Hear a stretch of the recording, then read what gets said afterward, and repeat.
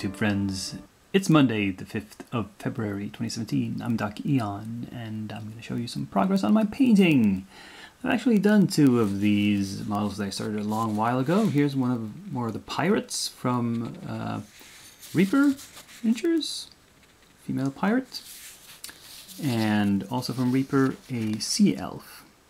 Now, a theme for all the minis I'm going to show you this week as finished is that I'm seeing here under bright lights that I've not managed to kill the glossiness, the shine completely in the varnishing stage. For this one, it's intentional. As with all the sea creatures, I want this one to have a semi-gloss finish. This is sprayed with satin varnish. So the sea elf is supposed to be glistening a little bit. But on this model, there's in some of the cracks and crevices where the matte coating has not reached. I'm not sure it's a huge problem though. You know, on the tabletop, it really doesn't matter if it glistens a little bit. It just helps you see them better. Now, the other two I finished over here. See, this is the hassle-free miniature Jen on altar, and you can see the place where I haven't managed to kill the shine is right down here underneath her feet. It's still, it looks like it's wet or something. Maybe that doesn't matter either. I don't know.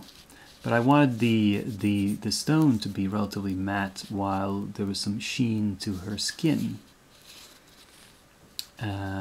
So I wanted a matte background to the female figure.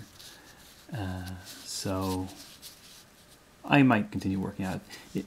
It might just be that it's taking a very, very long time to dry because it's such a hidden area. So I can go in later with more matte varnish brush on. And oh, and finally, yet another Reaper figure. This one, the Syrian stone thing, which I'm happy how he turned out. He's also perhaps a little glossy. No matter. It doesn't matter. It's fine.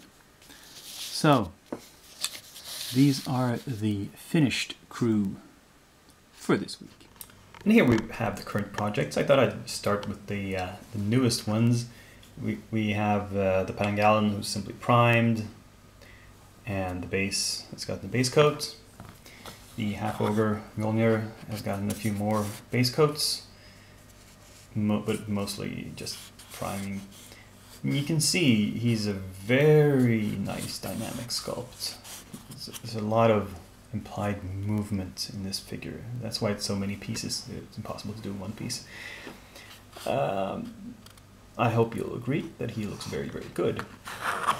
Now, here in the back rows, you can see I've done a little bit more paint on a few of these. Like I worked some more on the boots on her, and a few details here. The shield on this one is kind of finished. Been working on the hair. The back row, no, nothing much. Most of stuff that's gotten done on new projects has been on the wagon. The wagon itself, I'd say, is ready to go. It just needs the other pieces to be done and everything to be assembled and put on the base. And you can see here the riders. I've just again done the base coat on the skin, same as these guys here.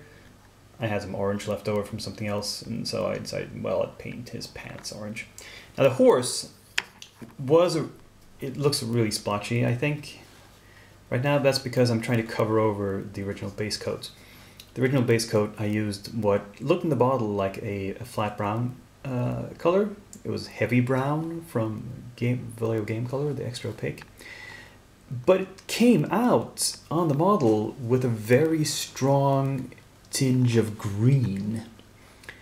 And I thought to myself, well, you can talk about a horse of a different color, but no, green horses, no.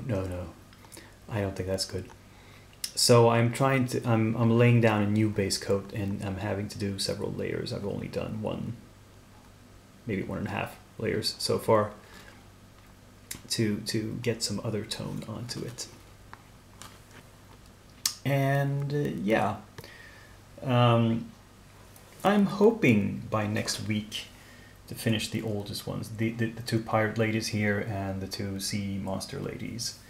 And maybe, I mean, I like monsters like the Pengallan. These are really easy and fun to paint, so that'll probably get knocked out. And as much as I can manage on the wagon, sorry, the scoundrels of no, Scourge of Suderham in the back row, you're not a priority. I'll get around to you maybe next week or the week after. We'll see. Ah, yes, the purple worm. I think it's finally time for this. I think I've unboxed this for you once before. It's very simple. There's just these 4 pieces. Resin, I've checked, so they fit together reasonably well. They need some little bit of gap filling, but nothing special. So this is going to be one of my next projects that I'll be starting up. And you might wonder why am I adding even more to the queue when I've got so much backlog already? Well, the reason being that next week, and not by which I mean not this coming week, but the week after that, the week starting next Monday, is that entire week is a school holiday, and I'll have time off from work and have time to paint more. So I need to have stuff prepared. But I'm not going overboard with new projects. I'm gonna add 4 minis, I think. This one, the Purple Worm, these 2 rather simple minis, which are just dwarven characters from Reaper, one from the Pathfinder series. His name is Chaiton or Katon, and Bjorn again, which is a classical dwarf figure. And the 4th one is this Hassle-Free Miniatures Monster Hassle-Free Monster number 2. Also multi-part mini, just like the Ogre. This one is also an Ogre, but an armored one. I think his name in the catalog is Axenarf. You can tell he's got a huge axe. And he is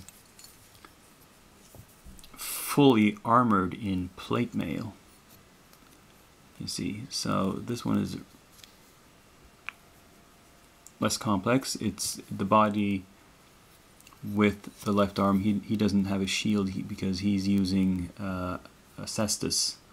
He's got spiked gauntlets as a secondary weapon, and an axe in his right hand. And here's the head. The head is not. He doesn't have a helmet, so he's not fully armored. My bad. But you can tell that this is a nice sculpt, and just like Mjolnir, you can tell that it's a very dynamic pose. So that's going to be interesting. Well, as I said, those are my coming projects.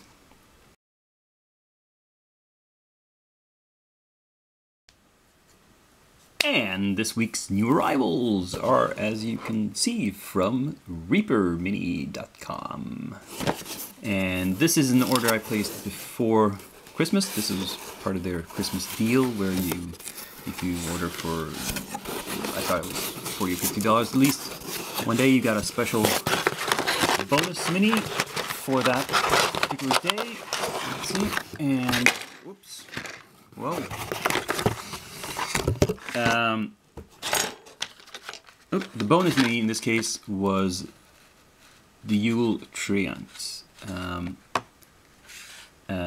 It's a well, it's a little Christmas tree animated. And the thing you heard burst here was the fact that the packaging for this model has the blisters come loose. This is the I'm gonna have to refocus. So this is the model that belongs in this packaging. It is the 72mm Christmas Sophie from 2005. I managed to get. I've now acquired all the special Christmas Sophies they have produced. I painted quite a few of them.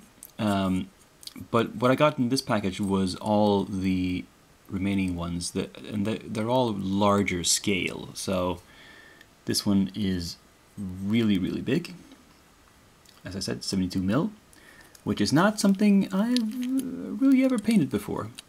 So that'll be interesting. And if I think, in fact, they're all 72 mil. The 2003, this is also kind of, it's even bigger. This one, actually, it's the same height, but the proportions are slightly different. This one is kind of curvier. It's bigger. It's more heroic scale, and this one is more naturally proportioned. And we have the New Year's Sophie, which is also 72 mil, which is kind of in the proportions of this one, of the 2005. And I got I reached the bonus total by only 3 minis because these were cost a bit more than a 28 mil mini, as you might imagine. And anyway, I won't get around to any of these until maybe, well, earliest next Christmas, but probably even the one after that.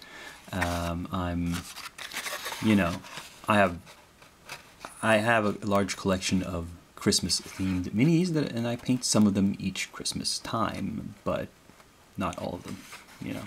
Gotta make them last. Anyway, that was this week's show. I hope you stayed till the end and had some interest in it. I'll see you next week. Same time, same place. And until then, I'm Dakian, and I'm signing off.